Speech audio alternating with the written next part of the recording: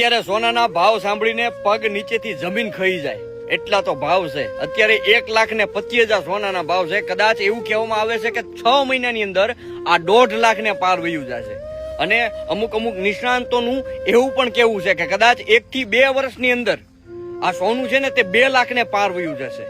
અત્યારે દીકરાઓને દીકરીને લગ્ન કરાવવાને ખૂબ વહમાં પડી જાય ને એવી પરિસ્થિતિ આવી પહોંચી છે।